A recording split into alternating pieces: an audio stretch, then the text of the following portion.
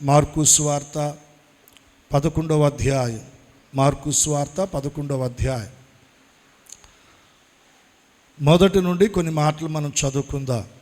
ఒకరు చదువుతుండగా మీరు బైబిల్ తెరిచి ఈ వచ్చిన భాగాలు మీరు గమనించండి.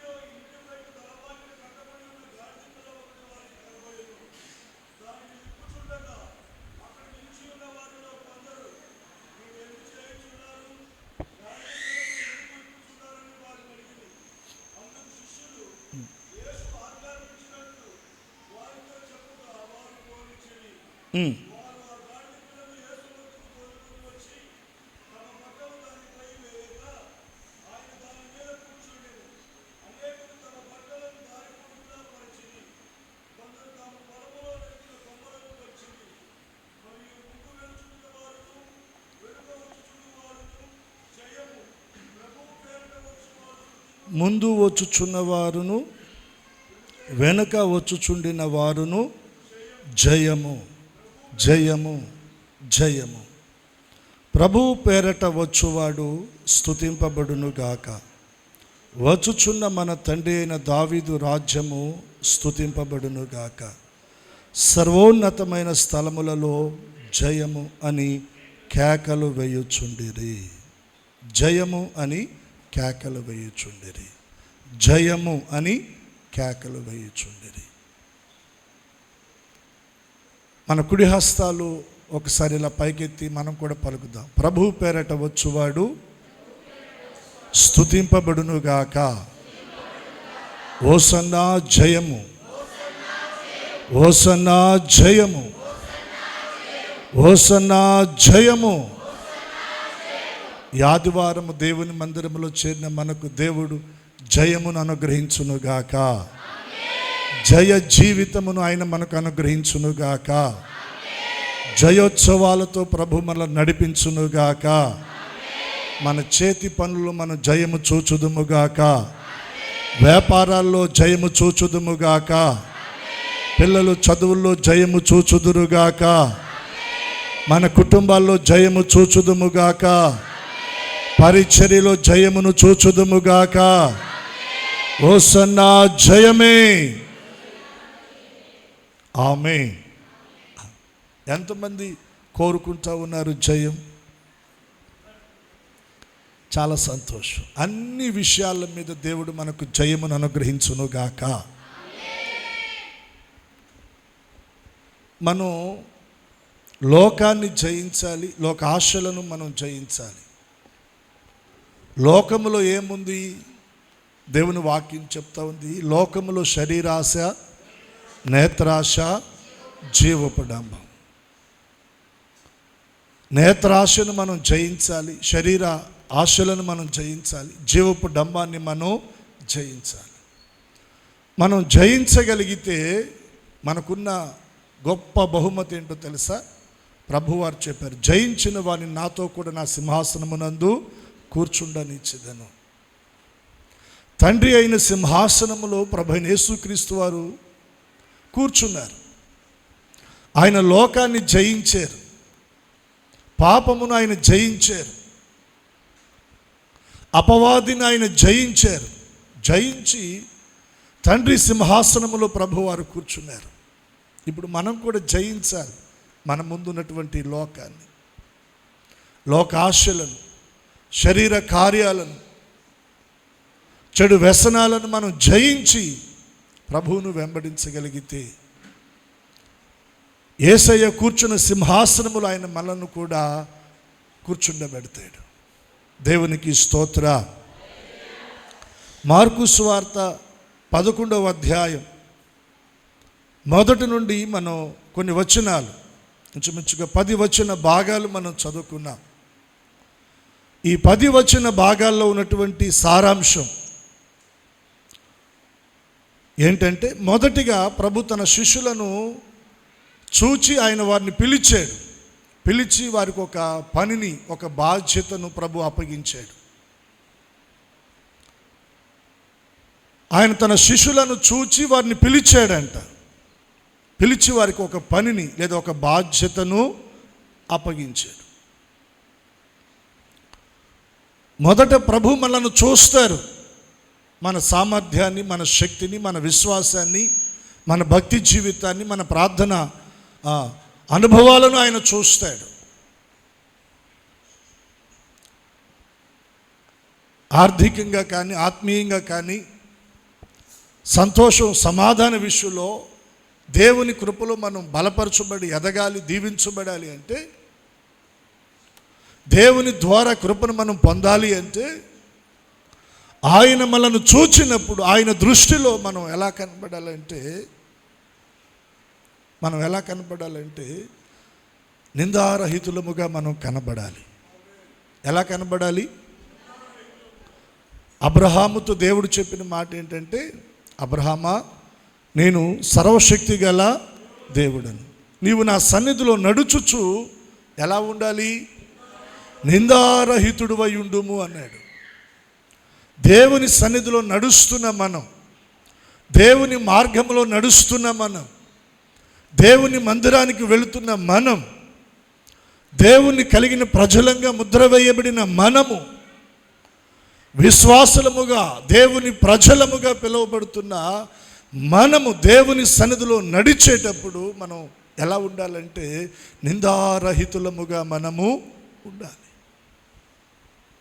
పవిత్రతను మనం కాపాడుకోవాలి, పరిశుద్ధతను మనం కాపాడుకోవాలి, యథార్థతను మనం కాపాడుకోవాలి, నమ్మకత్వాన్ని మనం కాపాడుకోవాలి. దేవుని దృష్టి మన మీదకు వచ్చినప్పుడు మనం నిందారహితులముగా కనబడాలి. ఎవరైనా ఏదైనా ఒక నింద మన మీద మోపినా, నేరారోపణ మన మీద వేసినా, ప్రభు మనల్ని చూసినప్పుడు అది మనలో కనబడకుండా ఉండాలి. దేవునికి స్తోత్రం చెప్పండి, చెప్దామా హల్లెలూయా. ఆయన తన శిష్యులలో ఇద్దరిని చూచి వారిని పిలిచి వారికి ఒక పనిని అప్పగిస్తూ ఉన్నాడు, ఒక బాధ్యతను అప్పగిస్తూ ఉన్నాడు. దేవుని చేతిలో మనం కూడా వాడబడాలి, దేవుని పనిలో మనం కూడా వాడబడాలి, దేవుని పరిచర్లో మనం కూడా వాడబడాలి. దేవుడు మనల్ని కూడా వాడుకోవాలి. దేవుడు మనల్ని వాడుకొనున్నట్లుగా దానికి తగినటువంటి జీవితం మొదట మనం కలిగి ఉండాలి. దేవునికి స్తోత్రం. చాలా రోజుల క్రిందట ఒక మాట చెవిన పడింది. ఆ పాస్టర్ గారు మమ్మల్ని వాడుకోడండి, దేవుని సేవకునిగా దేవుని సంఘములో పరిచర్యలో ఒక వ్యక్తిని దేవుని కొరకు వాడుకోవాలి అంటే మొదట ఆ వ్యక్తిని దేవుని సేవకులు ఏం చేస్తారంటే పరీక్షిస్తారు, పరిశీలన చేస్తారు. పని దేవునిది. దేవుని పనిలో వాడబడుతున్నటువంటి వారి ద్వారా దేవునికి ఏం రావాలి? మహిమ రావాలి. ఏం రావాలి చెప్పండి? మహిమ రావాలి. ఆ పని చేయడానికి కావలసినటువంటి ఆ సామర్థ్యము ఆ వ్యక్తిలో ఉండాలి. సామర్థ్యము లేకుండా పని అప్పగిస్తే పని ఏమవుతుంది చెప్పాలా? ఇప్పుడు మీరు ఒక స్థలాన్ని కలిగి ఉన్నారు, ఆ స్థలంలో ఒక మంచి ఇంటిని కట్టుకోవాలని చాలా దినాలుగా కష్టపడి కొంత డబ్బులు దాచిపెట్టి పోగు చేశారు. కొన్ని లక్షల రూపాయలు మీ దగ్గర ఉన్నాయి. ఇప్పుడు ఆ ఇంటిని నిర్మించడానికి ఆ పనిని ఎవరికి పడితే వాళ్ళకి ఇస్తారా మీరు? మీ బంధువు అని, స్నేహితుడని, ఇరుగు పొరుగు వాడని, దగ్గర వాడని ఇచ్చేస్తారా? బంధువు అయినా, స్నేహితుడైనా, ఇరుగు పొరుగు వ్యక్తి అయినా, దగ్గర వ్యక్తి అయినా, అయిన వ్యక్తి అయినా, మొదట ఆ ఇంటిని కట్టేదానికి అతనిలో సామర్థ్యం ఉందా లేదా అన్నది ఆలోచన చేస్తారా లేదా? ఆలోచన చేయకుండా మనవాడని ఇచ్చేస్తారా? ఇష్ట ఇల్లు ఏమైపోద్ది? ఎలా పడితే అలా కడితే పాడైపోద్ది, మన డబ్బులు వృధా అయిపోతాయి. సామర్థ్యాన్ని చూస్తారు, సామర్థ్యాన్ని చూసే ఆ పనిని అతనికి అప్పగిస్తారు. చేయగలడు, మంచిగా కట్టగలడు, మంచిగా ప్లాను వేయగలడు అని అన్ని ఆలోచించి పరీక్షించి అప్పగిస్తారండి. దేవుని సన్నిధిలో, దేవుని మందిరంలో, దేవుని పనిలో, పరిచర్లో వాడబడాలన్న ఆలోచన, ఆశ ఉంటే దానికి తగినటువంటి ప్రవర్తన, సామర్థ్యాన్ని మొదట మనం కలిగి ఉండాలి. దేవునికి స్తోత్రం. దానిని మనం సంపాదించుకోవాలి. పని కొరకు ఆసక్తి కలిగి ఉండాలి. పని కొరకు, పరిచర్య కొరకు శ్రద్ధ కలిగి ఉండాలి. అప్పగించిన పని విషయంలో మొదట అది చిన్న పని అయిన దానిలో నమ్మకత్వాన్ని కనపరచాలి. కనపరిచినప్పుడే ఆ తర్వాత ఇంకా ఉన్నతమైనటువంటి మంచి పనులు దేవుడు మన చేతికి అప్పగిస్తాడు. రెండు చేతుల దేవునికి మనం స్తోత్రం చెల్లిద్దాం. యేసు ప్రభు వారి శిష్యులు ఎంతమంది? ఆయన ఎంతమందిని చూచాడు? ఎంతమందికి ఆయన పనిని అప్పగించాడు? ఎందుకని మరి మిగిలిన 10 మందిని పిలవలా? ఈ పని చేయడానికి వీళ్ళిద్దరూ కరెక్ట్, వీళ్ళిద్దరూ సరిపోతారు. వీళ్ళిద్దరికి ఆ సామర్థ్యం ఉంది, ఆ తెగింపు ఉంది. ఆయన 12 మందిని గమనించాడు. ఆయన దృష్టి ఇద్దరి మీద నిలిచింది. ఆ ఇద్దరిని ఆయన పిలిచాడు. దేవుని సన్నిధిలో నిలిచిన మనందరిని ఆయన గమనిస్తాడు. తన పనిని, తన పరిచర్యను జరిగించడానికి కొందరి మీదకి ఆయన దృష్టి వెళుతుంది, కొందరి మీదకి ఆయన దృష్టి వెళుతుంది. ఎవరి మీదకైతే ఆయన దృష్టి వెళుతుందో ఆయన వారిని పిలుస్తాడు, పిలిచి వారికి ఆ పనిని అప్పగిస్తాడు. ఆయన దృష్టి మన మీద నిలుచున్నట్లుగా దానికి తగినటువంటి భక్తి, దానికి తగినటువంటి ప్రార్థన జీవితం, దానికి తగినటువంటి యథార్థత, దానికి తగినటువంటి నమ్మకత్వం, దానికి తగినటువంటి సామర్థ్యాన్ని మనం సంపాదించుకొని ఆయన ఎదుట నిలబడాలి. ఇవే మాకొద్దు, కానీ ఏం కావాలి? ఆయన దృష్టి మన మీద పడాలి. ఆయన మనకి పని అప్పగించాలి. ఆ పని కూడా మనం ఎలా పడితే అలా చేసినా ఆయన మళ్ళీ తిరిగి మనల్ని అడగకూడదు. కుదురుతుంది? అలాగా కుదరదండి. ఇక్కడ ఇంకొక విషయం నేను మీకు చెప్తున్నాను. వారి పేర్లు అక్కడ ప్రభువారు ప్రస్తావించారా? అందరూ చెప్పాలి ఈ మాట.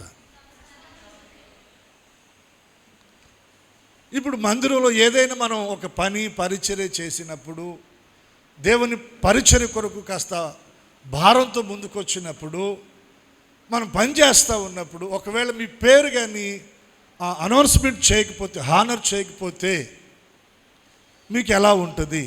పర్వాలేదు అనుకుంటారా? లేకపోతే ఇంత చేసిన పాస్టర్ గారు మా గురించి కొంచెం కూడా చెప్పలేదని మనసులోకి ఆలోచన వస్తుందా?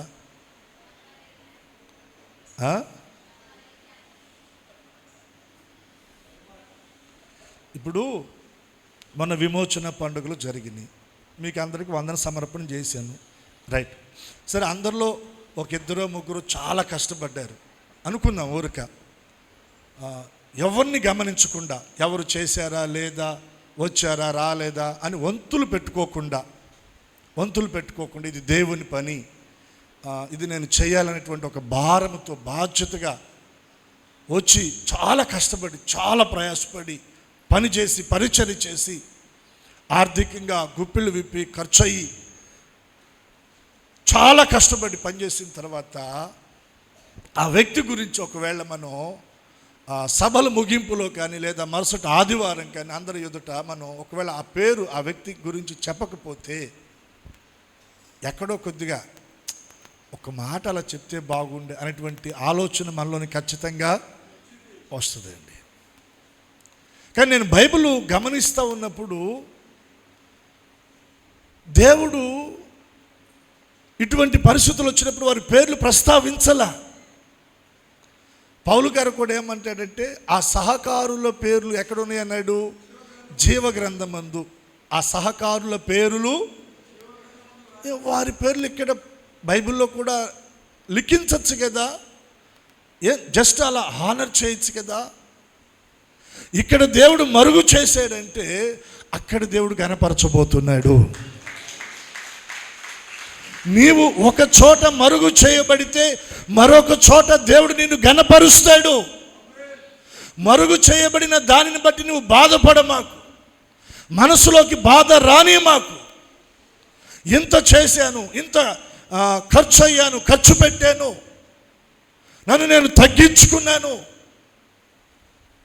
సంఘము కొరకు, సంఘ క్షేమాభివృద్ధి కొరకు నేను పాటుపడ్డాను. ఎస్, కాదనటం లేదు. కానీ దేవుడు ఎందుకు నిన్ను ఇక్కడ దేవుడు మరుగు చేశాడు, ఇంకొక చోట దేవుడు నిన్ను గణపరుస్తాడు. హల్లెలూయా. ఒకవేళ ఇక్కడ భూమి మీద ఎక్కడ నిన్ను గణపరచకపోయినా పరలోకంలో వేవేల పరిశుద్ధుల పరివారం ఎదుట, కోటాను కోట్ల దేవదూతల ఎదుట యేసు ప్రభువారు నిన్ను గణపరుస్తారు. మన ఘనత అక్కడుంది, మన గౌరవం అక్కడుంది, మన స్వాస్థ్యం అక్కడుంది. పేరు కోసం, గుర్తింపు కోసం మన మనసులో ఎక్కడ కూడా ఆలోచన రానివ్వకుండా జాగ్రత్త పడుదుముగాక.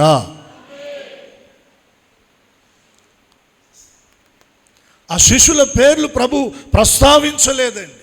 ఇద్దరును చూచి పిలిచాడంట. పిలిచి వారికి ప్రభు చెప్పాడు, మీరు మీ ఎదుటనున్న గ్రామానికి వెళ్ళండి.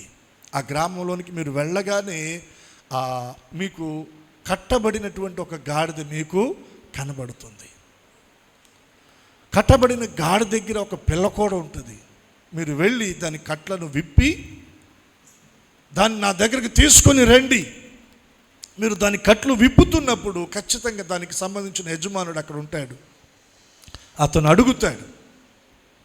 అప్పుడు మీరు అతనికి ఈ మాట చెప్పండి, ఇది ప్రభువునకు కావలసి ఉంది, ఇది ప్రభువునకు కావలసి ఉంది. అతడు సైలెంట్ అయిపోతాడు. ఆ గాడిదను మీరు కట్లు విప్పి తీసుకొని ఈ పనిని, ఈ బాధ్యతను ఇద్దరికి ప్రభు అప్పగించాడు. ఇప్పుడు ఆ ఇద్దరు చక్కగా ఆ గ్రామంలోనికి వెళ్ళారు. వెళ్ళేటప్పుడు నాలాంటోడైతే యేసు ప్రభు వారు ఎప్పుడు ఇట్లాంటి పనులన్నీ మనకి అప్పచెబుతాడు. ఆ మిగిలిన 10 మంది ఏమో ఆయనతో పెట్టుకున్నాడు. వాళ్ళందరూ కలిసి ఏ చట్నీ అన్నో కూర్చొని హాయిగా ఆలోచన చేస్తూ ఉంటారు. మనమేమో ఇలా రోడ్లమ్మడి పడి తిరగాల. ఎంతైనా యేసు ప్రభుకు మన మీద కాస్త చూపు, చిన్న చూపే ఉంది. ఇట్లాంటి పనులన్నీ మనకు చెప్తాడు. తేలికపాటి పనులేమో ఆ 10 మందికి అప్పచెప్తాడు అన్నటువంటి ఆలోచన, మాటలు ఒకవేళ నాబోటోడు ఆ ఇద్దరిలో ఒకడుగా ఉంటే ఖచ్చితంగా మాట్లాడుకునేవాళ్ళు. మరి మీ సంగతి ఏమో నాకు తెలియదు. స్తోత్రం చెప్పండి కొంచెం గట్టిగా. ఆ వెళ్ళిన ఇద్దరు ఇటువంటి సంభాషణ ఎక్కడ చేయలే. దారిలో ప్రభు మాటలే తలస్తున్నారు. ప్రభు అప్పగించిన పని, దాని గురించి వాళ్ళు ఆలోచన చేస్తూ ఉన్నారు. ఈ గ్రామంలో ఆ గాడిద ఎక్కడుంది, అది ఎలా కట్టబడింది, దాని కట్లు ఎలా విప్పాలి, మనం దాన్ని ఎలా ప్రభు దగ్గరికి తోలుకొని రావాలి, దానికి సంబంధించిన వ్యక్తులు అడిగినప్పుడు ఎలా సమాధానం చెప్పాలి, ప్రభు ఏం చెప్పమన్నారు, ఎలా కట్లు విప్పమన్నారు, వీటిని గురించి ఆలోచన చేస్తూ ఉన్నారు. అలా ఆలోచన చేస్తా ఆ గ్రామంలోనికి వెళ్ళారు. గ్రామంలోనికి వెళ్ళగానే ప్రభు వారు చెప్పినట్లుగానే అక్కడ కట్టబడినటువంటి గాడిద పిల్ల కనబడుతూ ఉంది. ఇప్పుడు అక్కడికి వెళ్ళారు. వెళ్ళి దాని కట్లు విప్పుతున్నారు. కట్టబడినటువంటి గాడిద, చెప్పండి, కట్టబడినటువంటి గాడిద. ఇప్పుడు దానికి ఒకటి వచ్చింది అనుకోండి, వాష్రూమ్కి వెళ్తుందా? దూరంగా అలా రోడ్డు పక్కకి వెళ్తుందా? ఏం చేస్తుంది? ఒకవేళ 2 వచ్చింది అనుకోండి, వెళ్తుంది అది వాష్రూమ్కి? అలా పొలాల్లోకి వెళ్తుందా? ఎందుకని? కట్టబడిందిగా. 1 వచ్చినా 2 వచ్చినా అక్కడే. కట్టబడిన గాడిద అలా ఎంతసేపు నిలబడుతుంది? కొంచెం అటు ఇటు తిరుగుతూ ఉంటుంది. తిరిగినప్పుడు ఆ 1-2 మీద కాళ్ళు వేస్తుంది. ఎంతసేపు నిలబడుతుంది? కాసేపు కూర్చుంటుంది, కాసేపు నడుము వాలుస్తుంది. నడుము వాల్చినా కూర్చున్నా ఆ 1-2 మీదే. ఇప్పుడు అక్కడ మంచి పరిమళ వాసన వస్తుందా? చెప్పాల. పరిమళ వాసన వస్తుందా? అత్తర వాసన వస్తుందా? సెంటు వాసన వస్తుందా? ఏమొస్తుంది అక్కడ? దుర్వాసన వస్తుంది. ఇక ఇప్పుడు అది కట్టబడి 1-2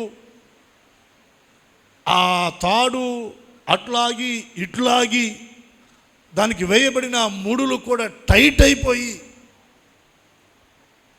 బిగుసుకుపోయి దాని అవస్థ ఇంత అంతా కాదండి.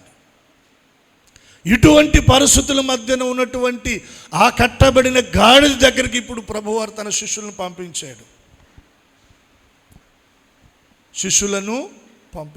ఇప్పుడు వాళ్ళు వచ్చారు. ఆ కట్లు విప్పేదానికి, ఆ ముడులు విప్పేదానికి వారు ఏం చేస్తూ ఉన్నారు?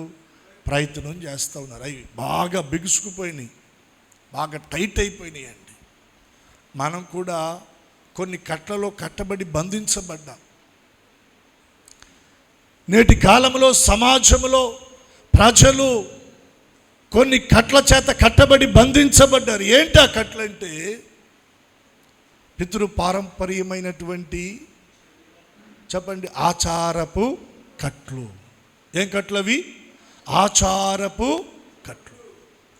ఇప్పుడు మనం దేవుని దగ్గరకు వచ్చాం, వాక్యాన్ని విన్నాం, సత్యాన్ని తెలుసుకున్నాం, మారు మనసు పొందాం, బాప్తిజం పొందాం, రక్షించబడ్డాం, దేవుని మందిరానికి వస్తున్నాం, ప్రభు బలలో పాలు పంపులు పొందుతూ ఉన్నాం, దేవుని కొరకు సాక్షులంగా నిలబడతా ఉండి సాక్ష్యాన్ని ఇస్తున్నాం. అయినప్పటికీ కూడా మన కుటుంబాల్లో జరిగే కొన్ని కార్యాలలో మనం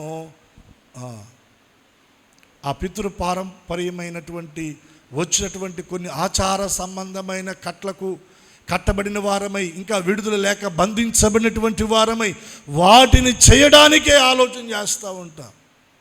అటువంటప్పుడు అనే మాట ఏంటో తెలుసా? ఇది ఎంత ప్రార్థనకి వెళ్ళినా ఇప్పుడుది కాదండి, ఇది ఎప్పటి నుంచో వస్తున్న పద్ధతి, ఎప్పటి నుండో వస్తున్న కట్టుబాటు, ఎప్పటి నుంచో వస్తున్న ఆచారం, ఎప్పటి నుండో వస్తుంది. నువ్వు ఇంకా దానికి కట్టబడి బంధించబడి విడుదల లేకుండా ఉన్నావు. వివాహ విషయాల్లో దేవుని వాక్యం ఏం చెప్తుందో అన్నది మనం ఆలోచించం. మన పూర్వీకులు వారు ఏం చేశారు అన్నదే మనం మనసులో పెట్టుకుంటాం. అంటే దానికి మనం ఏమైపోయాం? కట్టబడి ఉన్నాం. అటువంటి కట్లు ఏమైనా ఉంటే ఈ మట్ల ఆదివారం యేసు నామములో తెగిపోవునుగాక.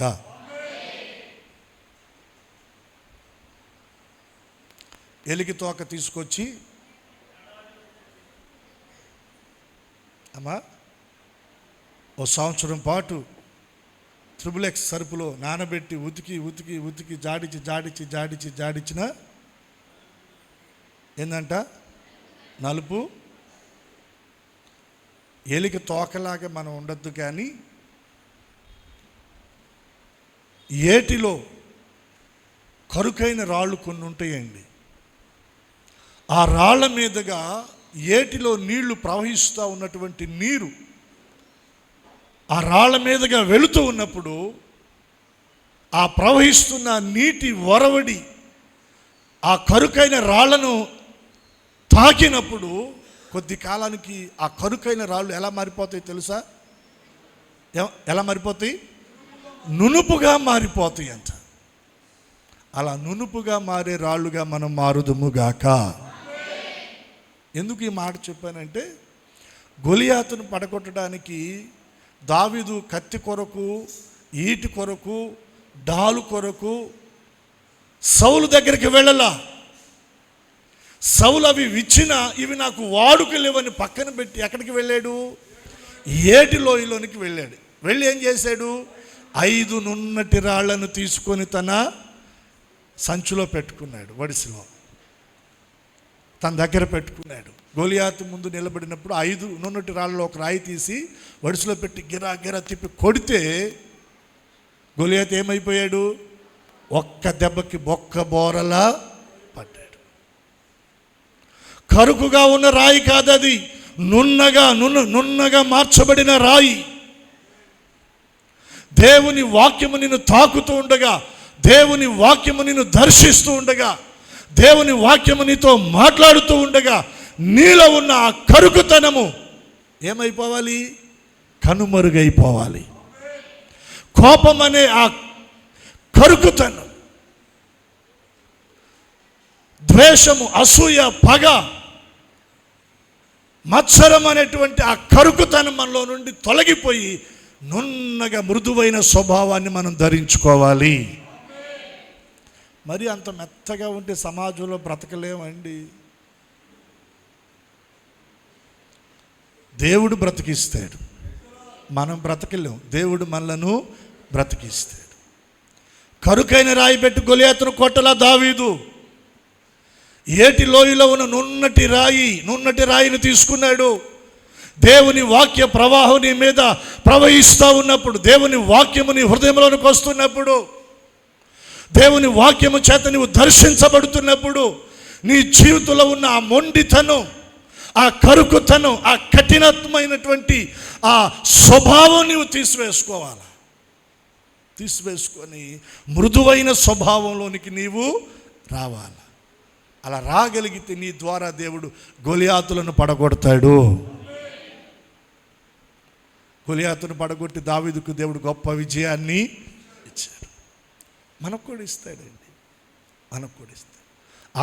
ఆదివారం వస్తాం, దేవుని వాక్యం వింటాం.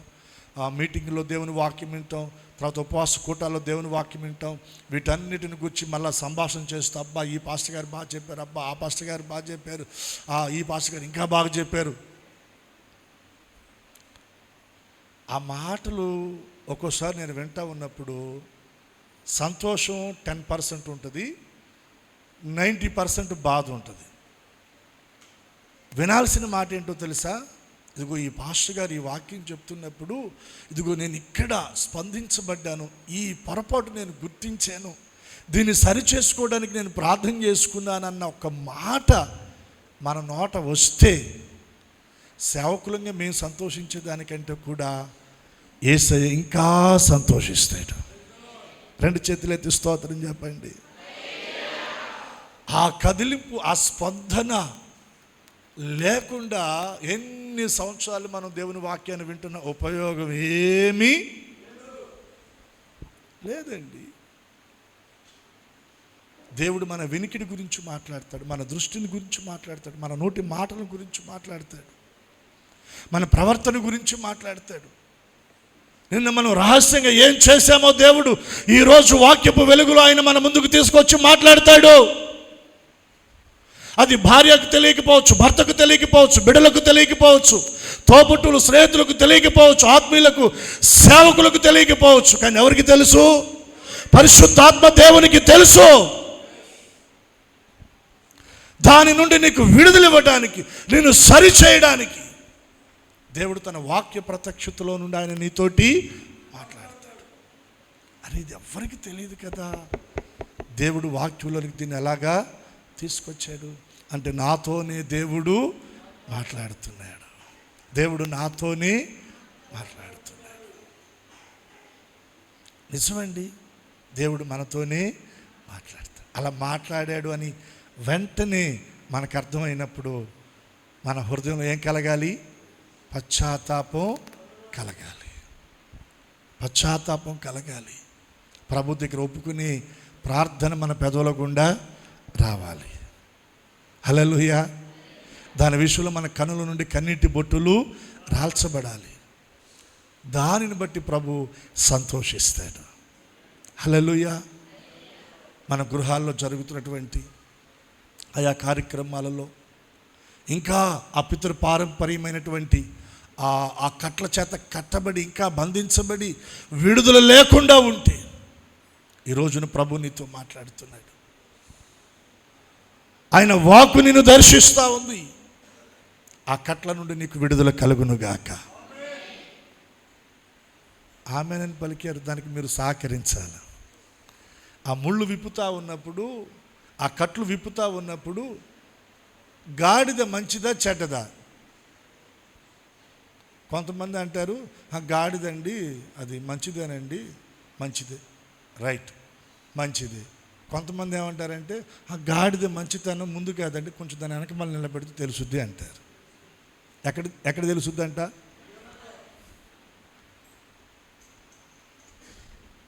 గాడిద మంచితనం ముందు కాదు, ఎక్కడ తెలుసుద్ది? దాని వెనకమాల నిలబడితే దాని మంచితనం ఏంటో తెలుసు.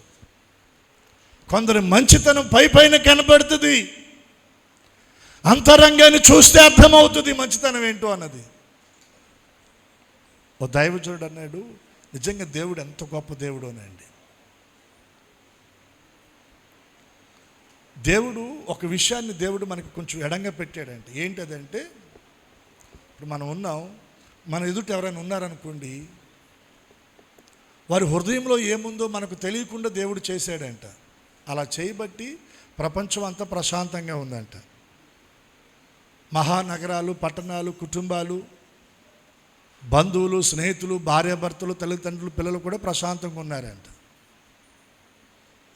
మనం అందరం కూడా చర్చిలో ప్రశాంతంగా ఉన్నాం. స్తోత్రం చెప్పండి. ఒకవేళ ఎదుటి వారి హృదయంలో ఉన్నది కానీ మనకు తెలిసేటట్టు దేవుడు ఓపెన్ చేస్తే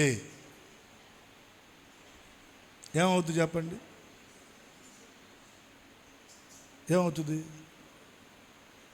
ఇప్పుడు నా హృదయంలో ఏముందో మీకు తెలుసా? తెలియదు. తెలిస్తే నా హృదయం ఏముంది? వీళ్ళకి పదే పదే ఎన్నిసార్లు చెప్పినా ఆదివారం చర్చికి లేటుకు వస్తున్నారు, ఈ మంద, ఇటువంటిది నా హృదయం. అది మీకు తెలిసింది అనుకో, మీరేమనుకుంటారు?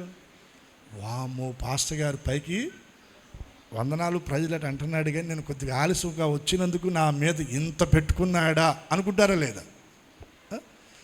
అప్పుడు మీరు వందనాలు చదువుతారా? పళ్ళు కొరకరు, అవకాశం ఉంటే సేవకుని కాబట్టి వదిలేస్తారు, రైట్. సరే, ఇప్పుడు మీ విషయానికి వద్దాం. మీ హృదయాల్లో ఉన్నది ఒకవేళ నాకు తెలిసింది అనుకోండి, చెప్పండి, సేవకుని మీద అందరికీ మంచి అభిప్రాయం ఉందా? పైకి తలలోకి మాకు తెలియదా ఏంది? స్తోత్రం చెప్పండి. 26 సంవత్సరాల నుంచి పడుతున్నాం. భర్త సంగతి ఎవరికి తెలియదు? బయట వాళ్ళు ఎవరికి తెలియకపోయినా భార్యకి ఖచ్చితంగా తెలుసు. భార్య సంగతి ఎవరికి తెలుసుద్ది? స్తోత్రం చెప్పండి. ఏదో ఒక ఇది ఉంటుంది, అది తెలిస్తే ఎదుట పడగలమా? ఎదుట పడలేమండి. కొంచెం మీరు ఆలోచన చేయండి. భర్త హృదయంలో ఉన్నది భార్య, భార్య హృదయంలో ఉన్నది భర్త, అది బాహాటంగా బయటకు వస్తే ఇక గొడవలేనండి. కోడల విషయం అత్త హృదయంలో ఉన్నది కానీ కోడలకు తెలిసిందా? కోడల హృదయంలో ఉన్నది అత్తకి తెలిసిందా? ఇక మామూలుగా ఉంటుంది ఆ ఇంట్లో. ఇండియా, పాకిస్తాన్ వారే. స్తోత్రం చెప్పండి. ఇది దేవుడు చేసిన గొప్ప మేలు మనకి, దాన్ని దేవుడు మరుగు చేశాడు. హల్లెలూయా. ఇప్పుడు గాడిద మంచితనం ముందు కాదు, దాన్ని వెనక మాలకి వెళ్తే అర్థమవుద్ది. మామూలుగా తన్నదంటే అది తంతే. ఇప్పుడు అటువంటి స్వభావం కలిగినటువంటి గాడిద దగ్గరికి వెళ్ళి దాని ద్వారా వారికి ఇబ్బంది, హాని, ప్రమాదం అని తెలిసిన దాని ఎదుట నిలబడి లేదా దాని ఎదుట కూర్చొని దాన్ని మెల్లగా ఇలా సవరదీసి ఏం చేస్తూ ఉన్నారు? దాని కట్లను విప్పుతూ ఉన్నారు. కట్లు విప్పుతూ ఉన్నప్పుడు అది ఇట్టా అంటూ ఉంది. అయినప్పటికీ కూడా ఓర్పుగా ఏం చేస్తూ ఉన్నారు? ఆ కట్లను విప్పుతూ ఉన్నారు. సేవకులు నిజంగా ఎంత ఓపికగా, ఎంత ఓర్పుగా దేవుని కొరకు పనిచేస్తూ ఉన్నారండి. దేవుని కొరకు పనిచేస్తూ ఉన్నారు. ఒక వ్యక్తి దేవుని దగ్గరికి రావాలి, ఒక కుటుంబం దేవుని సన్నిధిలో స్థిరపడాలి, దేవునిలో బలపడాలి, దేవుని రాకడ కొరకు వారు ఆయుధపరచబడాలి, వారు మారు మనసు పొందాలి, రక్షణ పొందాలి, దేవుని ఆత్మతో నింపబడాలి. ఇవన్నీ జరగాలంటే ఆ వ్యక్తి కొరకు సేవకుడు ఎంతో ప్రార్థన చేయాలి, ఎంత కనిపెట్టాలి. ఇక్కడ మన వాళ్ళు చేపలు పడతారు కదా, ఒక మాట జ్ఞాపకం చేసి వెళ్తారు. వలతో కాకుండా గాలంతో, ఆ గాలం కాలంలో వేయగానే మనం వేసామని చేప పరుగు పరుగున వచ్చి దానికి పట్టుకుంటుందా? గాలం వేసిన తర్వాత ఆ జాలర్ అక్కడ ఎంతసేపు వెయిట్ చేయాలి? ఒక్కోసారి అరగంట, గంట, ఒక్కోసారి 2 గంటలు, 3 గంటలు కూడా వెయిట్ చేయాల్సి వస్తుంది. వెయిట్ చేస్తారంటండి నదుల్లో చేపలు పట్టేవాళ్ళు గాలాలు వేసి. అక్కడ వారి ఓర్పు, సహనం, వారి సమయాన్ని అక్కడ హెచ్చిస్తూ ఉన్నారు. ఒక చేప పట్టడానికి అంత ఓర్పు, ఓపిక, సహనం కావాలంటే ఒక వ్యక్తిని ప్రభు దగ్గరికి నడిపించాలని అంత తేలిక వచ్చేస్తారా? చెప్పండి. వారు ఎన్నో రకాల బంధకాల్లో, చెడు వ్యసనాల్లో, కట్టల్లో కట్టబడి, బంధించబడి, పాతుకుపోయి ఉంటారు కదా. వారికి దేవుని గురించి చెప్పి, దేవుని ప్రేమను గురించి చెప్పి, ఆయన శిలువ మరణ త్యాగాన్ని గురించి చెప్పి, విడుదల, విమోచన, రక్షణ గురించి చెప్పి, పరలోక రాజ్యాన్ని గురించి చెప్పి, సత్యాన్ని వారికి ప్రకటించి, దేవుడు వారి హృదయాలలో క్రియ జరిగించగా వారు అప్పుడు దేవుని వైపు తిరిగి దేవుని మందిరానికి వస్తారు. దేవుని మందిరానికి వచ్చిన తర్వాత వారిని దేవుని వాక్యంతో బలపరచాలి, వారి సమస్యల కొరకు ప్రార్థించాలి, వారి కుటుంబం కొరకు ప్రార్థించాలి, దేవుని వాక్యంతో వారిని బలపరచాలి. ఇలా బలపరచబడిన తర్వాత వాళ్ళు బాప్టిజం పొంది దేవుని కృపలో వారు ఎదగాలి. ఎదిగి ప్రభు రాకడ కొరకు వారు సిద్ధపడాలి. ఇప్పుడు శిష్యులు ఆ కట్టబడిన గాడి దగ్గర కూర్చొని ఆ కట్లు విప్పుతూ ఎంతో వారు కష్టపడ్డారండి. ఆ సమయంలో రానే వచ్చాడు ఎవరు? ఆ గాడిదకు సంబంధించిన యజమాని. ఏంది? ఇది నాది, దీని కట్లు విప్పుతున్నారేంటి? అప్పుడు వారు చెప్పిన మాట, ఇది ప్రభువునకు కావలసి ఉంది. ఇక్కడ ఒక్క మాట మనం ఆలోచన చేద్దామండి. జనరల్గా ప్రభు పేరు అక్కడ ఉపయోగించకుండా, ఇది మాకు కావాలండి, మా పెద్ద ఆయన తోలుకు రమ్మన్నాడు అని అన్నారా? వాళ్ళ పేరు కానీ అక్కడ చెప్పినట్టయితే వాడు కొట్టుడు కొట్టేవాడు. స్తోత్రం చెప్పండి. ఎవరు కావాలి ఇది? అంటే సేవకులు దేవుని పని చేసేటప్పుడు, పరిచర్య చేసేటప్పుడు మొదట ఎవరి పేరు పెట్టాలి? యేసయ్య పేరు. ఆయన నామం పేరట ఏదైనా మనం చేయాలి. ఇప్పుడు రోగికి ప్రార్థన చేయాలి, ఎవరి పేరట చేయాలి? ఒక వ్యక్తికి దయ్యం పట్టింది, ఎవరి పేరట ప్రార్థన చేయాలి? ఒక వ్యక్తికి సువార్తను ప్రకటించాలి, యేసు ప్రభువును గురించి ప్రకటించాలి. ఇలా సేవకులు ఏది చేసినా ఆయన నామం పేరటే చేయాలి. ఆయన నామం పేరటే మనము చేయాలి. ఆయన నామములో మనకు విడుదల, విమోచన, రక్షణ, దైవిక స్వస్థత, దీవెన, ఆశీర్వాదం, సమాధానం, సంతోషం ఇవన్నీ కూడా యేసయ్య నామములో మనకు దొరుకుతాయి. హల్లెలూయా చెప్దామా? హల్లెలూయా. ఆయన నామాన్ని మనం ప్రకటించకుండా ఏ కార్యాన్ని మనం చూడలేమండి. ఏ కార్యాన్ని మనం చూడలేము. యేసు నామాన్ని ఉచ్చరిస్తే దయ్యాలు పోతాయి, యేసు నామాన్ని ఉచ్చరిస్తే స్వస్థత కలుగుతుంది, యేసు నామాన్ని ఉచ్చరిస్తే చాలు. పేతురు, యోహాను శృంగారమును దేవాలయానికి పగటి కాలం 3 గంటల సమయంలో, ప్రార్థనా కాలంలో దేవుని మందిరానికి వెళుతున్న సమయంలో అక్కడ ఒక భిక్షాటన చేస్తున్న ఒక కుంటివాడు కూర్చున్నాడు. వాడు అడిగాడంట, అయ్యా బాబు ధర్మం చేయండి అయ్యా అని. పేతురు, యోహాను ఏమన్నారు? వెండి బంగారము మా యొద్ద లేదు.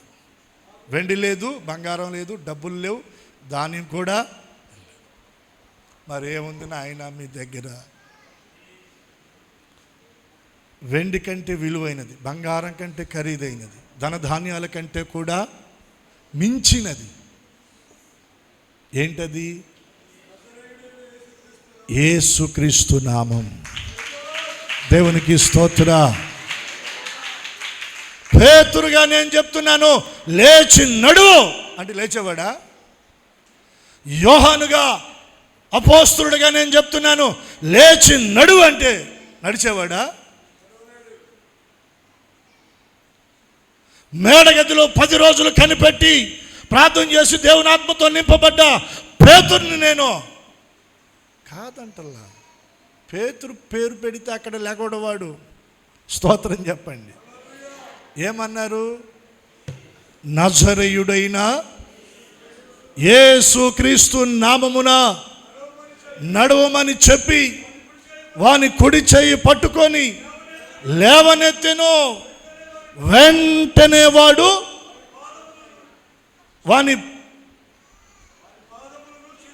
వాని పాదముల చీలమండలములోనికి బలము వెళ్ళింది.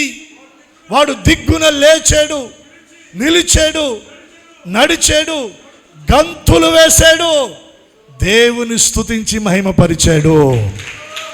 చప్పట్లు కొట్టి దేవుని నామాన్ని కనపరుద్దా. పుట్టి కుంటి వాని ఎదుట నిలబడిన పేతురు, యోహాను ఆ కాళ్ళలో ఉన్న బలహీనతకు చెప్తా ఉన్నారు, నజరేయుడైన యేసు నామములో మేము ఆజ్ఞాపిస్తూ ఉన్నాం, వీనిలో నుండి ఈ బలహీనత వీన్ని విడిచి బయటికి పోవునుగా అనగానే ఆ బలహీనత వెళ్ళిపోయింది. వాని పాదముల చీల మండలంలోనికి బలం వచ్చేసింది. వాడు దిగ్గున లేచాడు, నిలిచాడు, నడిచాడు, గంతులు వేశాడు, దేవుని నామాన్ని మహిమపరిచాడు. ఎవరి పేరు చెప్పాలి? మనం యేసయ్య పేరు చెప్పాలి. అక్కడున్న శిష్యులు ఎవరి పేరు చెప్పారు? ఇది కావాలి అంటే ఎవరు కావాలి? ఇది ప్రభువునకు. అప్పుడు వాడు మౌనంగా ఉన్నాడు, లేకపోతే గొడవ చేసేవాడు, ఒత్తగా ఉంటాడైంది. మనం ఎవరి పేరు చెప్పాలి? యేసయ్య పేరు చెప్పాలి. హల్లెలూయా చెప్దామా? హల్లెలూయా. యేసయ్య పేరు మనం ప్రకటిస్తే, యేసయ్య పేరును మనం ఉచ్చరిస్తే అక్కడ అద్భుతాలు జరుగుతాయి.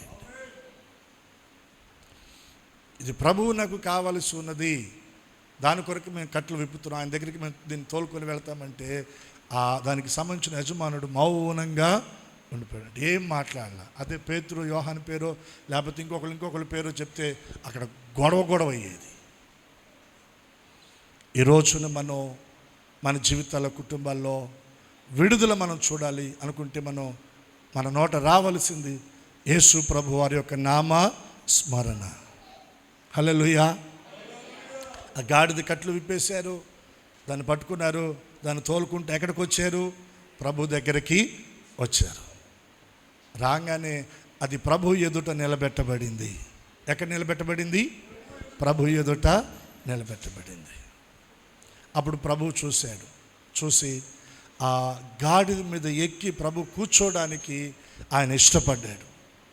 ఎప్పుడైతే ఇష్టపడ్డాడో వెంటనే అక్కడ ఉన్నటువంటి చిన్న బిడ్డలు, 11 బిడ్డలు, పెద్దవారు, స్త్రీలు, పురుషులు ఏం చేశారు? బట్టలు తీసుకొచ్చి ఆ గాడిద మీద వేశారు. గాడిద మీద బట్టలు వేయగానే ప్రభువారు ఆ గాడిద మీద కూర్చున్నారు. ఎప్పుడైతే గాడిద మీద కూర్చున్నారో ఆ గాడిద నడవటానికి ప్రారంభించింది. నడుస్తూ ఉండగా ఆ గాడిద నడుస్తున్న మార్గం అంతటిలో కూడా బట్టలు పరిచారంట. బట్టలు అయిపోయినాయి కాబోలు. వెంటనే చెట్ల కొమ్మలో ఆకులను కోసుకొచ్చి ఆ దారి మార్గం అంతా కూడా పరిచారంట. ఇప్పుడు ఆ గాడిద మీద ప్రభు కూర్చున్నాడు. గాడిద యెరూషలేము వీధుల్లో నడుస్తుంది. ఆ గాడిదకు చుట్టూ ప్రజలే, చిన్న బిడ్డలు ఉన్నారు, యవనస్తులు ఉన్నారు, పెద్దవాళ్ళు ఉన్నారు, వృద్ధులు ఉన్నారు, అధిపతులు ఉన్నారు, అధికారులు ఉన్నారు, సామాన్యులు ఉన్నారు, సామంతులు ఉన్నారు. ఓ సమూహం, వేల మంది ప్రజలు. ఇప్పుడు ఏమని పలుకుతున్నారు వారంతా? జయం, జయం, జయం. ప్రభు పేరట వచ్చు వానికి జయం, జయం, జయం. ఇప్పుడు గాడిదకి ఏమొచ్చింది చెప్పండి? ఘనత వచ్చింది, గౌరవం వచ్చింది. గాడిద చెవున ఏ మాటలు వినబడతా ఉన్నాయి? ఓసన్నా జయం, ప్రభు పేరట వచ్చువాడు స్తుతింపబడును గాక, ఓసన్నా జయం, జయం. ఈ మాటలు వినబడతా ఉన్నాయి. ఇంతకుముందు దానికి సంబంధించిన యజమానుడు ఎవరైతే ఉన్నారో దాని మీద బరువులు వేసేవాళ్ళు గాడిదల మీద. ఆ తర్వాత కాలంలో సాకలి వాళ్ళు బట్టల మూటలు పెట్టేవాళ్ళు. బరువులకి వాడేవారు గాడిదలను వాహనాలుగా, బరువులు మోయటానికి. సో మరి అది ఏ రకాల బరువులు మోసింది. మోసేటప్పుడు దాని పాత యజమానుడు దానికి ఎప్పుడు గౌరవాన్ని, ఘనతను ఇవ్వాలి. బెత్తం తీసుకొని కొడతా ఉండేవాడు, పద పద పద అని. అవునా కదా? ఇప్పుడు ప్రభు కొట్టేటప్పుడు ఈ ఎడ్లు తోలేవారు చూడండి. ఇప్పుడు వాళ్ళకి తెలియదు కానీ కొంచెం ముందు జనరేషన్లో అవి కొంచెం అటు ఇటు వెళుతున్నా, కొంచెం నిదానంగా వెళుతున్నా వాటిని కొడుతూ ఏం చేస్తారు? కొడుస్తారండి. మీరు నాగలు దున్నేటప్పుడు కూడా ఎడ్లు వెళ్ళేటప్పుడు అవి సరిగ్గా వెళ్ళలేదనుకోండి, పొడుస్తారు. ముక్కుతాడేస్తారు, లాగుతారు, కొడతారు, అంతవరకు ఓకే. ఇంకోటి చెప్పాలి, మీరు ఆ ఎడ్లను తిడతారు. ఆడ నోటికి ఏదొస్తే అది తిడతాడా లేదా? ఏం లేదు, ఎప్పుడు మీరు ఖచ్చితంగా తిడతారు. అట్లాగే ఈ గాడిద పాత యజమానుడు కూడా ఏం చేసేవాడు? తిట్టేవాడు, కొట్టేవాడు, ఇట్టని మాట్లాడేవాడు. ఇప్పుడు ఆ మాటలు వినపడతల్లా. ఈ గాడిదకి ఏం మాటలు వినపడుతున్నాయి? జయం జయం జయం. శాపానికి సంబంధించిన మాటలు ఇంకా నీ చెవినబడవు. అవమానకరమైన, లజ్జకరమైనటువంటి మాటలు, దూషణకరమైన మాటలు నీ చెవినబడవు. యేసయ్యను నీ మీద కూర్చోబెట్టుకుంటే నీ చెవిన పడే మాటలన్నీ కూడా ఆశీర్వచనాలే, దీవెన వచనాలే, కృతజ్ఞత వచనాలే, పరిశుద్ధ పలుకులే. సమాజంలో నీకు ఒక గౌరవాన్ని, ఘనతను దేవుడు కలగచేస్తాడు. గౌరవాన్ని, ఘనతను కలగచేస్తాడు. ఆ మధ్య నేను ఒక బ్రదర్ చెప్తుంటే విన్నాను. అతను అటెండరెంట్ అండి, ఒక ఆఫీసులో అటెండరెంట్. అతడు ప్రార్థనకు వెళ్ళక ముందు ఆ ఆఫీసులో అతను చాలా ఇదిగా మాట్లాడేవారంట. అరేవరే అన్నట్లుగా, అవితా ఇవితా అని చాలా తేలిగ్గా మాట్లాడేవారంట. ఆ తర్వాత తను దేవుని వాక్యం చేత పట్టబడి, దర్శించబడి, మందిరానికి వెళుతూ మారు మనసు పొంది, బాప్తిజం పొంది రక్షించబడ్డాడు. ఈ విషయం ఆఫీసులో కూడా తెలిసింది. ఇప్పుడు ఎవరైనా కొంచెం తేలిగ్గా మాట్లాడుతుంటే వాళ్ళకి ఏయ్, ఆ మనిషి దేవుని బిడ్డ. ఎవరి బిడ్డ అంట? మరి వాళ్ళెవరో నాకు అర్థం కాదు. చూడండి, మందిరానికి ప్రార్థనకి వెళ్ళే వాళ్ళందరిని గురించి ఏమని మాట్లాడతారు? వారు దేవుని పిల్లలు, వారు దేవుని బిడ్డలు. మరి వాళ్ళు అంటే వాళ్ళే ఒప్పుకుంటున్నారా? కాదని. అందరూ దేవుని ప్రజలే. స్తోత్రం చెప్పండి. కాకపోతే మనం ఆయన నామంలోనికి వచ్చేస్తే కాస్త మనల్ని దేవుడు అలా ఘనపరిచయం చేస్తున్నాడు. ఆయన మనల్ని ప్రమోట్ చేస్తున్నాడు పైకి. దేవునికి స్తోత్ర. మనం దేవుని ప్రజలమని సమాజం గుర్తించేటట్లుగా వారి నోటే దేవుడు పలికిస్తున్నాడు.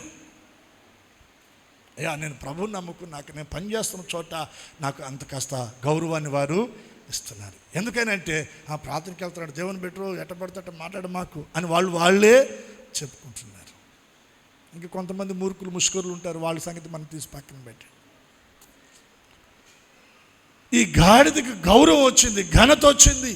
ఇది ఎలా వచ్చిందంటే ప్రభువును మోయటం ద్వారా. ఇలా యెరూషలేమంతా కూడా ప్రభువును మోసిందండి. ఆ గాడిద యెరూషలేమంతా కూడా ప్రభువును మోసింది. మనం కూడా ప్రభువును మోయుదుము గాక. ఆయన మాటలను, సువార్తను మనము మోయుదుము గాక. ఆయన పరిచర్యను మనము మోయుదుము గాక. యేసు ప్రభువును నాడు ఆ గాడిద మోసింది. నేడు ఆయన పరిచర్య భారాన్ని మన భుజాల మీద మనం వేసుకోవాలి. సంఘ భారాన్ని మన భుజాల మీద వేసుకోవాలి. సువార్త భారాన్ని మన భుజాల మీద వేసుకోవాలి. ఆత్మల రక్షణార్థమై భారాన్ని మన భుజాల మీద వేసుకోవాలి. కొంతమేర కొన్ని బాధ్యతలు మనం తీసుకోవాలి. దేవుని కొరకు నిలబడి పని మనం చేయాలి.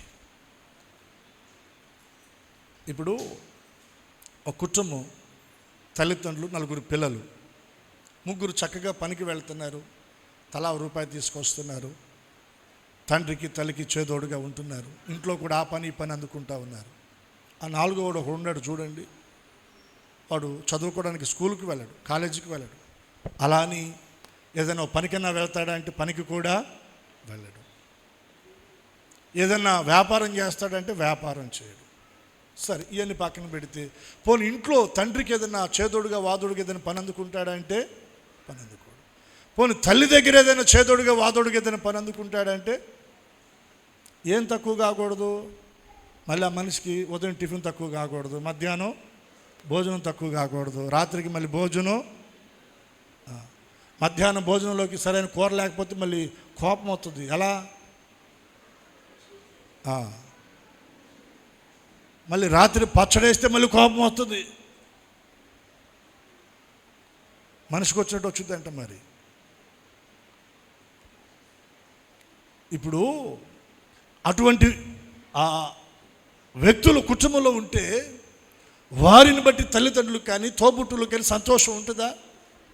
వారిని గురించి మాట్లాడుకునేటప్పుడు ఏమని మాట్లాడతారు? వీడికి బాధ్యత అనేది ఇంట్లో ఉంటున్నాడు కానీ ఏం లేదు, బాధ్యత లేదు. తల్లిదండ్రుల విషయంలో, బిడ్డల విషయంలో, కుటుంబ అవసరాల విషయంలో బాధ్యత లేనటువంటి వ్యక్తిగా, ఆ ఆలోచన లేనటువంటి వ్యక్తిగా జీవిస్తున్నాడని మాట్లాడుకుంటారు కదా. ఇప్పుడు సంఘంలో మనం వెళ్తున్నామంటే మంచి ఏంటి చెడేంటి ఆలోచన మనకు ఉండాలా లేదా? ఆ ఆలోచన ఉంటేనే ఆ భారాన్ని మనం మోస్తున్న వారం. మన కుటుంబాల్లో మన పిల్లలు ఎలా మనకి చేదోడు వాదోడుగా పనులు అందుకుంటారో, భారాన్ని భరిస్తారో, భారాన్ని భరించినటువంటి వ్యక్తిని గురించి ఎలా మనం మాట్లాడతామో, సంఘంలో కూడా అదే పరిస్థితి. ఏం జరుగుతుంది, ఏం జరగాలి, సంఘ క్షేమాభివృద్ధి కొరకై నూతన ఆత్మలు రక్షించబడినట్లు, కుటుంబాలు క్షేమాభివృద్ధి చెందినట్లు, దేవుని పని బలంగా జరిగేటట్లుగా సంఘము నుండి ఏ ప్రణాళికలను మనం రూపొందించాలి, వాటిని మనం ఎలా అమలు చేయాలి, వాటి కొరకే ఒక ఆలోచన, ఒక బాధ్యత, సేవకునితో కలిసి దేవుని పనులు ఏకీభవించే ఆ బరువు మోసే విధానం ఎంతమందికి ఉంది? ఎంతమందికి ఉందండి? పౌలు గారు కొందరు గూర్చి ప్రత్యేకంగా సాక్ష్యం ఇచ్చాడు. సువార్త విషయంలో అంటాడు చూడండి. ఫిలిప్పీ సంఘం పత్రిక రాస్తూ ఒక మాట అంటాడు. ఫిలిప్పీ పత్రికలో అందరూ బైబిల్ తెరవండి. 4వ అధ్యాయము 14వ వచనం. అయినను నా శ్రమలో మీరు పాలు పుచ్చుకునినది మంచి పని. ఫిలిప్పీయులారా, సువార్త నేను బోధింపనారంభించి మాసిదోనియాలో నుండి వచ్చినప్పుడు ఇచ్చు విషయంలో కానీ పుచ్చుకునే విషయంలో కానీ మీరు తప్ప మరి ఏ సంఘము వారు నాతో పాలివారు కాలేదని, ఏలయనగా తెస్సలోనికలో కూడా మీరు మాటి మాటికి నా అవసరము తీర్చుటకు సహాయము నేను ఈవిని ఆపేక్షించి ఇలాగూ చెప్పటం లేదు, కానుకను బట్టి నేను చెప్పటం లేదు. అంటే ఇక్కడ పౌలు ఏం చెప్తున్నాడు? సువార్తను నేను బోధింప నారంభించి మాసిదోనియాలో నుండి వచ్చినప్పుడు, అంటే సువార్త పనిలో పరిచర్యలో నేను ప్రయాణం చేస్తూ ఉన్నప్పుడు, ఆ పనిలో పరిచర్యలో ఏది అవసరమో, ఏది అక్కరో, ఏది కావాలో వీటన్నిటిని గురించి నేను ఎలా ఆలోచన చేస్తున్నానో నాకంటే మించి మీరు ఎక్కువగా ఆలోచన చేసి వాటన్నిటి విషయంలో మీరు కూడా భారాన్ని, బాధ్యతను వహించి ఏం చేశారంట? సహాయము చేశారు. ఆ కింద వచనం అంటాడు, ఏమంటాడు చూడండి. ఎలాగనగా తెస్సలోనికలో కూడా మీరు మాటి మాటికి నా అవసరము తీర్చుటకు సహాయము ఏం చేశారు? సహాయము. మీరు 18వ వచనం, నాకు సమస్తమును సమృద్ధిగా కలిగి ఉన్నది, మీరు పంపిన వస్తువులు ఎపాఫ్రోదితు వలన పుచ్చుకొని ఏమియు. ఇదిగో ఈ ప్రాంతాలన్నీ నేను సంచరించి తిరగవలసి ఉంది అని పౌలు గారు ప్రార్థన చేసుకుంటా ఉన్నారు. ఈ ఫిలిప్పీ సంఘంలో ఉన్నటువంటి వారు కూడా దాన్ని గమనించి, ఇదిగో దైవజుడు ఈ ప్రాంతాలకు వెళుతున్నాడు, ఆ ప్రాంతాల్లో సువార్తను ప్రకటిస్తూ ఉన్నాడు, ఆ ప్రాంతాల్లో పరిచర్యకి ఇది కావాలి, అది కావాలి, అది కావాలి, ఇది కావాలి అని ఆ వస్తువులన్నీ కూడా వారు సమకూర్చారు. మేము రక్షించబడినటువంటి తొలి దినాల్లో, మేము రక్షించబడినటువంటి సహవాస సంఘంలో వీధి సువార్తలు చేసేవారండి. వీధి సువార్తలు చేసేవారు. ఆ క్రమంలో కొన్ని మారుమూల కుగ్రామాల్లో లోనికి కాలి నడకన వెళ్ళవలసి ఉంటుంది. మరలా తిరిగి వచ్చేటప్పుడు వెహికల్స్ ఏముండవు. ఆ పొలాలకు అడ్డం పడి, ఆ డొంకలకు అడ్డం పడి రావాలి. వచ్చేటప్పుడు స్ట్రీట్ లైట్లు ఇవన్నీ కూడా ఉండవు. పొలాల్లో ఏడ ఉంటాయి, డొంకల్లో ఉంటాయి, ఊరికి దగ్గరలో ఉంటాయి, కానీ ఇంకా తర్వాత ఉండవు కదా. అలా రేతురుపూట వచ్చేటప్పుడు దేవుని పిల్లలకు, సేవకులకు ఇబ్బంది లేకుండా ఒక కుటుంబం ప్రత్యేకించి ఆ పరిచర్యను గుర్తించి వారు ఏం చేశారో తెలుసా? కొన్ని టార్చ్ లైట్స్. ఏ లైట్స్? ఇప్పుడు మనం చూడం, అన్ని ఫోన్లోనే మనం వాడుతున్నాం కాబట్టి బ్యాటరీలు, టార్చ్ లైట్స్ రెడీ చేసి ఒక 15-20 టార్చ్ లైట్లు సంచులో వేసుకొని ఆ సువార్త పరిచర్యకి వెళ్ళినప్పుడు, ఆ పరిచర్య ముగించుకొని మళ్ళీ తిరిగి రాత్రిపూట పొలాలు అడ్డంపడి, డొంకలకు అడ్డంపడి వస్తూ ఉన్నప్పుడు ఆ కుటుంబం వారు సేవకులకి తలా ఒకటి టార్చ్ లైట్ ఇచ్చేవాళ్ళు. అయ్యా, ఇది దారికి ఉపయోగపడుతుంది, ఇది దారికి ఉపయోగపడుతుంది. ఎవరు చెప్పారు? సేవకులు చెప్పారా? సంఘంలో ఇంకెవరైనా తోటివారు చెప్పారా? చెప్పలా. పరిచర్యను వారు గమనిస్తున్నారు అనడానికి అదొక నిదర్శనం. ఆదివారం వచ్చాం, వెళ్ళిపోయాం, సంతోషం, రావాలి, వెళ్ళాలి, దేవుణ్ణి ఆరాధించాలి. కానీ సంఘము విషయంలో ఎక్కడ ఏ అవసరం ఉంది, ఎక్కడ ఏ కొరత ఉంది, ఏ పని జరగాలి, ఏ పని జరగలేదు, దాని విషయంలో మన వంతు ఏంటి? ఆ గాడిద ప్రభువును మోసింది. ఈ రోజున మనం ఏం మోయాలి? పరిచర్యను మనము మోయాలి. పరిచర్య భారాన్ని మనం మోయాలి. నాడు ఆ గాడిద ప్రభువును మోసింది, నేను ప్రభువును మోస్తున్నా, నా మీద కూడా ప్రభు ఉన్నాడని నోటి మాటతో చెప్తే సరిపోదండి.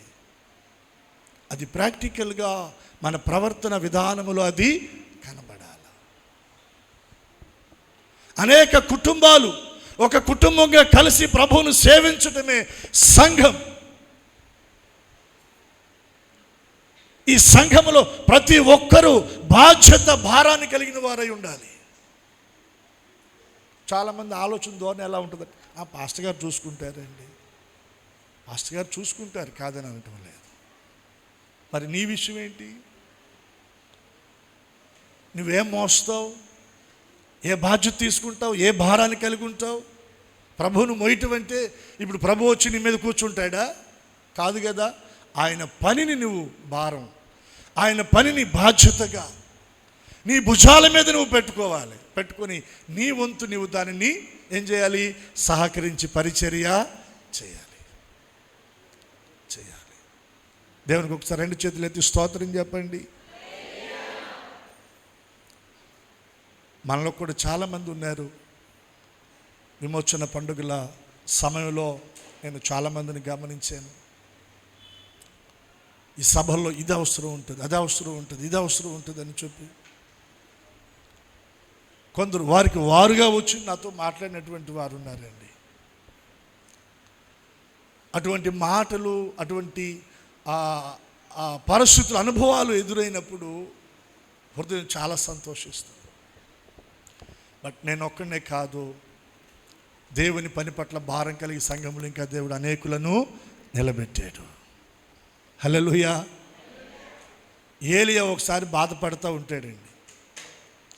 బాధపడుతూ దేవుడు ఏలియాతో మాట్లాడుతున్నప్పుడు ఏలియా అంటాడు, నీ కొరకు నేను ఒక్కడినే రోషం కలిగి ఉన్నానయ్యా. ఆ యెజబెల్ బయలు ప్రవక్తలేమో వందల మందిగా ఉన్నారు. అధికారము, రాజరికం అంత వారి చేతుల్లో ఉంది. దైవజనులను, సేవకులను, ప్రవక్తలను చంపేస్తూ ఉంది. మిగిలిన వారు భయపడి పారిపోతున్నారు. నీ కొరకు నేను ఒక్కడనే రోషం కలిగి ఉన్నాను అని ఏలియా మాట్లాడుతూ ఉంటే దేవుడు అంటాడు, నువ్వు ఒక్కడవేం కాదులే, ఇంకా ఎంతమంది ఉన్నారంట? బయలకు బ్రొక్కనటువంటి వారు, బయలునకు ముద్దు పెట్టినటువంటి వారు ఇంకా 7,000 మంది నాకు ఉన్నారు. చప్పట్లు కొట్టి దేవుని నామాన్ని కనపరుతా. నేనేమంటానంటే ఆ 7,000 వరుసలో నీవు కూడా చేర్చబడాలి. ఫిలిప్పీ సంఘము వరుసలోనికి నీవు కూడా చేర్చబడాలి. ప్రభువును మోసిన గాడిద ఈ రోజున ప్రభువును మోసే గాడిదలంగా మనం మారాలి అంటే ఆయన రాజ్య భారము, సువార్త భారము, సంఘ భారము, సువార్త పరిచర్య భారము, దేవుని పని జరుగుతుండగా ఆ పని భారము మన భుజాల మీద వేసుకోవాలి. కొంతమేర అదొచ్చి పాస్టర్ గారు వచ్చి పెడితే కాదండి, ఆయన పెట్టకముందు నువ్వు భుజాన్ని ఇవ్వాలి. నా భుజం మీద కాస్త భారాన్ని వెయ్యండి అయ్యా అని. అర్థమైంది ఈ మాట? కొన్ని ఎడ్లని ములుకరబెట్టి గుచ్చి వాటిని లేపాలి. కొన్ని అలా ఉండవు, చాలా షార్ప్గా, హుషారుగా ఉంటాయి. బట్ మనం షార్ప్ వరుసలో మారుదుముగాక. హల్లెలూయా.